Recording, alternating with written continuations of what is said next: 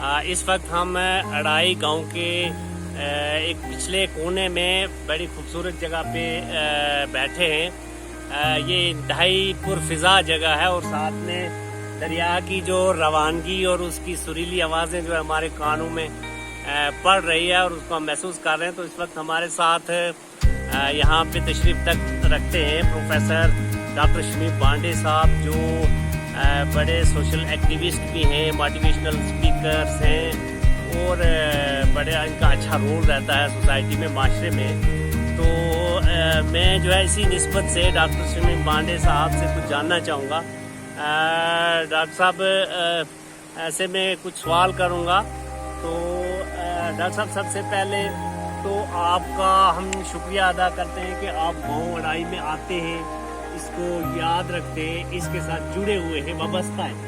تو کافی آپ دور دراز علاقوں میں بھی جاتے رہتے ہیں، پہاڑوں پہ کافی اونچی ڈھوکوں میں، پہاڑوں پہ دور دراز اور بڑے دشوار گزار کٹھن راستوں سے گزر کر آپ کا بڑا دور دراز جانا ہوتا ہے اور لوگوں سے ملنا جلنا رہتا ہے۔ تو میں سب سے پہلے یہ سوال آپ سے یہ کرتا ہوں کہ آپ جو ہے خاص کر جو ہے یہ جو دیہاتی زندگی ہے، جو رورل لائف ہے، اس میں اور چونکہ آپ نے کافی شہروں میں بھی گزارا، اس میں ان کے لوگوں میں، معاشرے میں، سماج میں کیا فرق محسوس کرتے ہیں؟ بسم اللہ الرحمن الرحیم۔ دیکھیے، آپ نے سوال پوچھا کیونکہ وقت بہت کم ہے، اس لیے میں اس کو لمبی کہانی میں نہیں جاؤں گا۔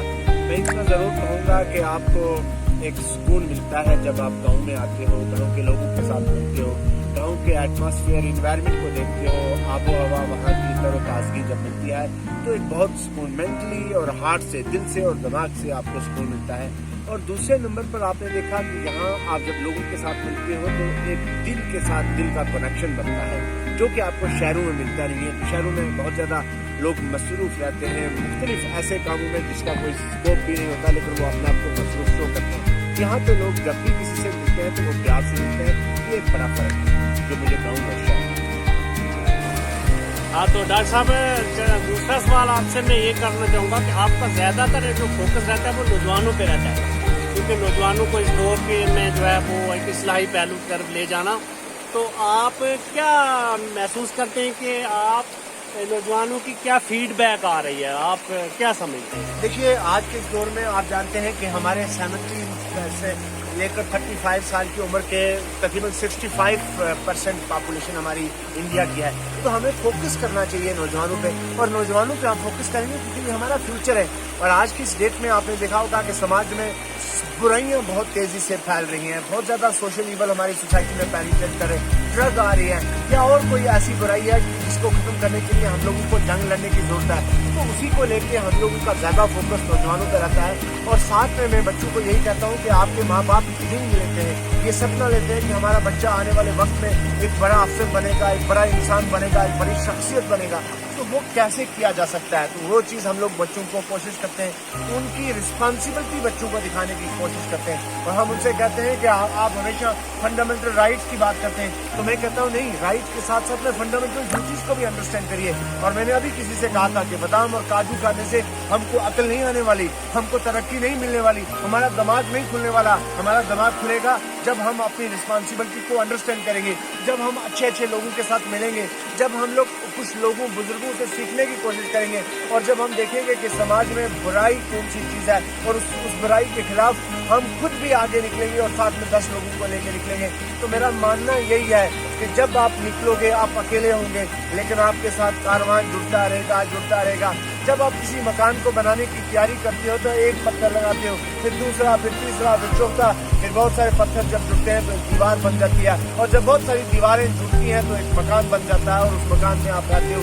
اسی طرح سے ہم کو کسی بھی کام کرنے کے لیے ہم یہ لے کے چلتے ہیں کہ نہیں، ہم کو آگے آنا ہے، اور جب ہم آگے آئیں گے اور اچھا کام ہوگا اور اللہ تعالیٰ کو اگر وہ کام پسند آئے گا تو لوگ بہت سارے جڑ جاتے ہیں اور اس میں مزہ آتا ہے۔ تو اس سے ہارڈ ورک ہے، بہت زیادہ محنت کرنی پڑتی ہے، اپوزیشن بھی ہوتی ہے، کرٹکس بھی ہیں، لیکن ہم نے کرٹکس کو ہمیشہ پازیٹیو لیتے ہیں اور کہتے ہیں کہ نہیں، شاید ہم پہ ہی غلطی ہے اگر کوئی ہمیں کرٹیسائز کر رہا ہے، تو ہم کوشش کرتے ہیں کہ اس کو امپروو کیا جائے۔ اور آج اللہ کا کرم ہے کہ نوجوان بہت زیادہ ہمارے ساتھ ہیں۔ ڈاکٹر सर जैसे आपने अपने सफ़र के दौरान बहुत सारी चीज़ें महसूस की होंगी, यहाँ पे वो फैसिलिटीज़ नहीं है, कठिनाइयाँ बहुत हैं नौजवानों को आगे बढ़ने में, तो बहुत सारी दुश्वारियाँ हैं। तो इस बारे में नौजवानों की हौसला अफजाई के लिए आप एक खास मैसेज क्या देना चाहते देखिए, इसमें कठिनाई ना हो, वो क्या जिंदगी है जब आपको बैठे बैठाए कोई चीज मिल जाए और उसकी कोई आपको कदर भी नहीं होती, कोई वैल्यू भी नहीं होती है। और वैल्यू उसी चीज की है जो आप हार्ड वर्क से लेते हो, और हार्ड वर्क करने वाला जिंदगी में कभी भी नाकामयाब नहीं हो सकता। मेरा ये ईमान है, मेरा मानना है, और मैंने प्रैक्टिकली जिंदगी में देखा है। मैंने बड़ी बार एग्जाम्पल दिया है कि जब आप घर से निकलते हो तो रास्ते में आपके पास बिल्कुल प्लेन रास्ता नहीं होगा, रोड नहीं होगी कि आप शर्राटे से आप गाड़ी को ले जाओगे। रास्ते में आपको जंप भी लगेंगे, रास्ते में आपको पत्थर भी आएंगे, पहाड़ भी आएंगे, रुकावटें भी आएंगे। लोगों ने रोड तोड़ के भी रखी होगी, आपको रुकना है, संभलना है, समझना है और आहिस्ता से गाड़ी को लेके चले जाना है। कामयाब इंसान वही है जो घर से निकलता है और उन परेशानी के साथ जंग करता है। जंग का मतलब 47 लेके या तलवारें लेके नहीं है। जंग का मतलब यह है कि आप समाज में अच्छाई के लिए लोगों को तैयार करें और उनको कहें कि नहीं, ये रास्ता सही है, इस रास्ते पे चलोगे तो आप मंजिल पे पहुंच जाओगे। और आखिरी बार मैं अपने तमाम उन दोस्तों को, नौजवानों को कहूंगा कि नौजवानों, जो बच्चे आज तक अपना टारगेट फिक्स नहीं कर पाए वो कामयाब नहीं हो सकते। जब तक आप टारगेट आपका नहीं होगा, आपकी मंजिल नहीं होगी, आप नहीं कुछ भी कर सकते हो। आप एक मंजिल को फिक्स करिए और कभी भी आपने आप में ये नेगेटिव बात नहीं आने दीजिए कि मैं नहीं कर सकता। आप हमेशा जब भी कोई मिशन लेके चलते हो तो आप ये सोचा करो कि सिर्फ मैं ही कर सकता हूँ। और जिस दिन आपकी ये बात हुई तो आपकी जिंदगी बहुत बेहतर होने वाली है। और दूसरे नंबर पर लोगों की खुशियों के लिए जीने की कोशिश किया करें। लोग खुद तो खुश हो जाते हैं, लेकिन अगर आपकी वजह से कोई दूसरा खुश हो जाए तो आपकी जिंदगी बेहतरीन हो जाएगी। मैं हमेशा और हमेशा बच्चों को एक ही फोकस करता हूँ कि आपके रास्ते में जब आप चलोगे तो बहुत सारी मुखालफतें आएगी, लेकिन आपने उनकी तरफ बंद हो जाना, कान बंद कर लेने और बहरा बन जाना है और आपने चलते रहना है। और एक वक्त आएगा जब आप मंजिल मकसूद पे पहुंच जाओगे। मैं उन तमाम बच्चों को कहूँगा एक ही आखिरी बात कि आपकी जब डिटर्मिनेशन होगी, सिंसियरिटी होगी, डेडिकेशन होगी, ऑनेस्टी होगी और एक कमिटमेंट होगी तो आपकी तरक्की भी तरक्की है।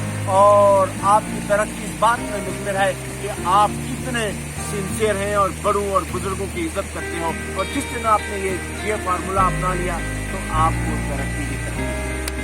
तो डॉक्टर साहब, आपका बहुत बहुत शुक्रिया, आप हमारे साथ यहाँ पे आपने इंटरेक्शन किया और अपनी अच्छी अच्छी बातें बोले। मुझे उम्मीद है कि नौजवान को इससे जो है इंस्पायरेशन मिलेगी।